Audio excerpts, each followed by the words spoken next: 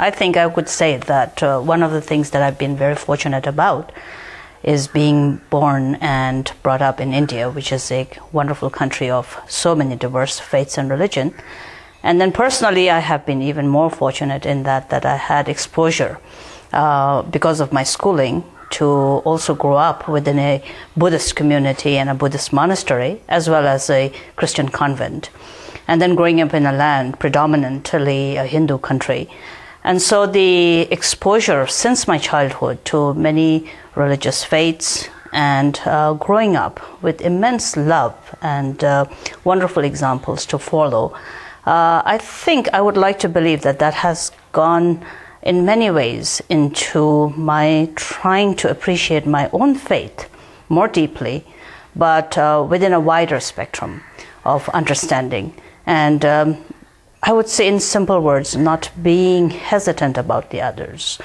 So the living examples of wonderful Christian teachers and preachers and sisters who led us in our schools and gave wonderful teachings, wonderful Hindu masters who are very much around this area, and then the Buddhist monastic training, I think is a wonderful symphony that really allows us to benefit in so many different ways. So being surrounded in that environment and atmosphere, I would say that it's always been what has nurtured and what has made me, I think, appreciate my own belief and my own path of practice much more deeply.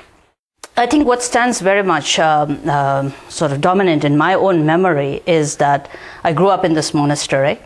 And it's one of the very prominent monasteries for the Buddhists. And at the same time, half the day that I used to spend here, half the day I used to go to school and being brought up in the Christian convent background. But what we had were wonderful sisters and brothers who would come to the monastery, and their openness to our own atmosphere and our own monastic education and the teachers from a childhood became very much more an inspiration for me. So I grew up seeing them open, my teachers open to them, the sisters of the convent being very open to the Buddhist teachings, ceremonies, integration, coming to our prayers, us trying to go and attend the church ceremonies. And when a child grows up in that environment and understanding, I think the hesitancy and the fear and the apprehension, or just the distance, physical distance even, I think diminishes. And that's been a great, great advantage in my life. I think one grows up, for me personally, I would say I grew up trying to understand, emulate, and follow the example of His Holiness the Dalai Lama, who always speaks about harmony among different faiths and beliefs. So in the beginning, of course, you tend to follow those instructions, but in the opportunities of sitting and listening to the words of wisdom of the great teachers, especially because the area that we are here is so many Hindu centers are around here. There are the churches here, and the Buddhist, different kinds of Buddhist lineages are here. So whenever there is an opportunity, especially growing up, going to many different teachings and teachers, I think has, I would say, tremendously enhanced my own understanding of Buddhism. For a few years, as I was growing up, my teachers always encouraged me to go to the different ashrams and attend the different satsangs or the different teachings that are happening. Today you have the advantage of also listening on the media, many of the teachers who are there. So those are, I think, what has gone all pull up into really benefiting oneself. Dehradun, especially the Dehradun area, which is very near Haridwar and Rishikesh, have wonderful teachers that you can go to. You can also live life with them in the ashrams that are there. I grew up very much closer to the Christian community because I went to a Christian school. And so some of the wonderful teachers, we had a wonderful sister superior who used to make it a point to give us scripture union classes. And in her scripture union, Sister Valerie, and she belonged to the Franciscan order, And she used to make it a point to sit with children from different backgrounds, knowing that I came from a very Buddhist family and a background. She would make it a point to listen to us, even as children, not so much talk down to us, but to engage in conversation. And she would come and attend many of our ceremonies here and made me feel very comfortable going into churches. So today, the result of that is I can walk into an ashram and feel very comfortable. I can walk into a church and do my prayers and feel very comfortable, as comfortable as I am in a Buddhist shrine room. I think the recent one is through the Elijah. And the conversations that I have heard, I have always wanted to learn more. And so to be able to have the opportunity to sit in the presence of wonderful teachers, especially within the forum of Elijah, the recent one being in Amritsar that I was able to attend several years ago. But that gave me an enormous inspiration to actually see how much wisdom is there shared. And that quote that I picked up during the meetings of the great leaders was this whole thing that's remained in my mind, unity in diversity. We spoke about that.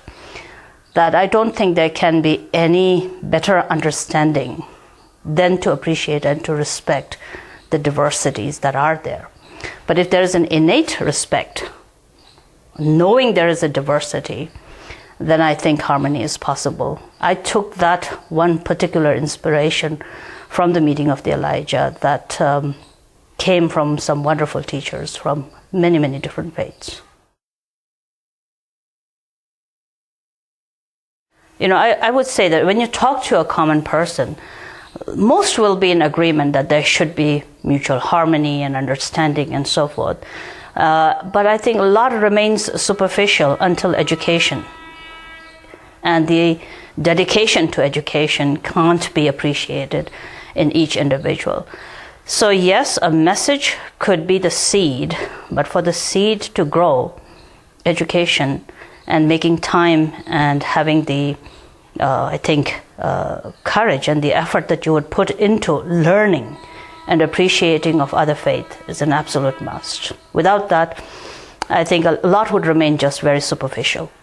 I think we are all growing up in a time that calls for all of us to now not be lost in political correctness, but to really search in one's own self, that if you feel strongly about the future and the harmony of the world, then there is a responsibility each one of us has. And that responsibility is to develop better understanding. But a better understanding can't be had just spontaneously. I think it has to be effort-based. There has to be exchange, clear communication, humility. Tremendous humility is needed to be good listeners rather than to constantly talk about how good you are. I think that one of the challenges we all face as anyone connected to different faiths and religion is that we appreciate everybody else, but we always think there's that British saying, first among equals. And as long as we believe that, I don't think we are going to make any breakthrough. We'll have to understand the definition of equality much more clearly than that. I'm not so sure that there can be much advancement made by trying to put everything into one big pot and made to look alike. I think the beauty of anything that is natural is in the diversities. And so let's take an example of a beautiful garden with different flowers. And I think we have to look at making a garden beautiful and not just talk about one flower being better than the other.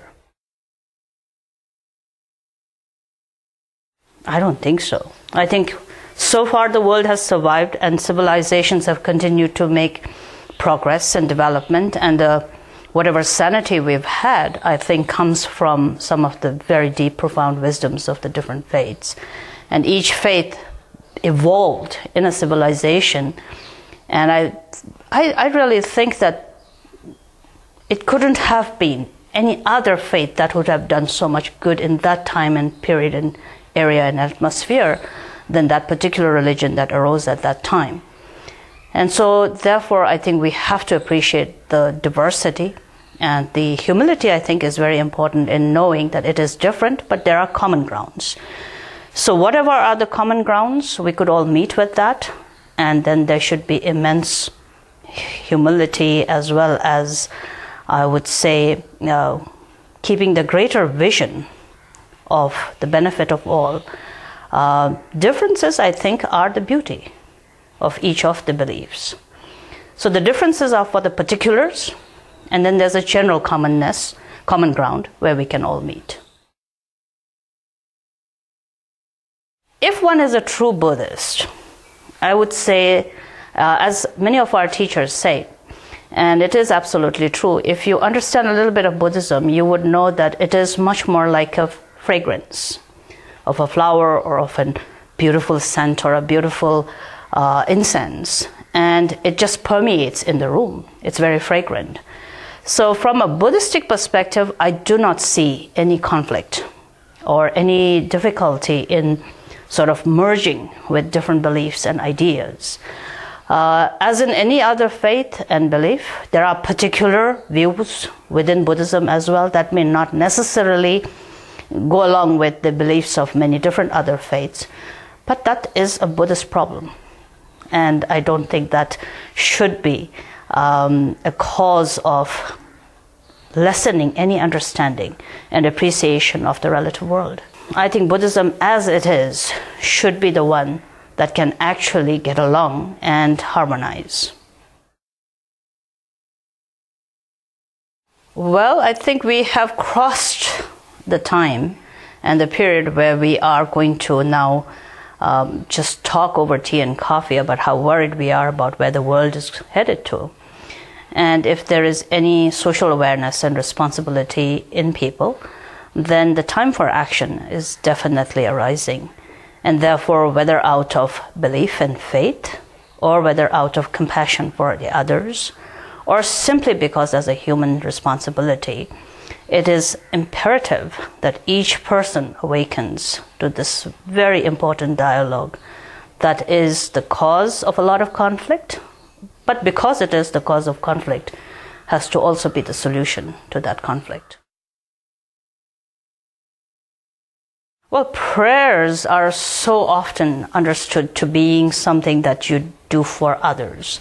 One of the concepts about prayers from a Buddhist perspective is also that a prayer is a reminder to your own conscience. And so yes, definitely, prayers and praying together, I think, deepens a spiritual bond. It is tremendously powerful in that all voices come together with one vision. And most importantly, I think it really gives you the silence and the time beyond sound to recognize your own innate awareness. And from that ground, I think responsibility arises. The sense of responsibility arises. I think I'll keep it very simple. It's probably time to talk less, listen more.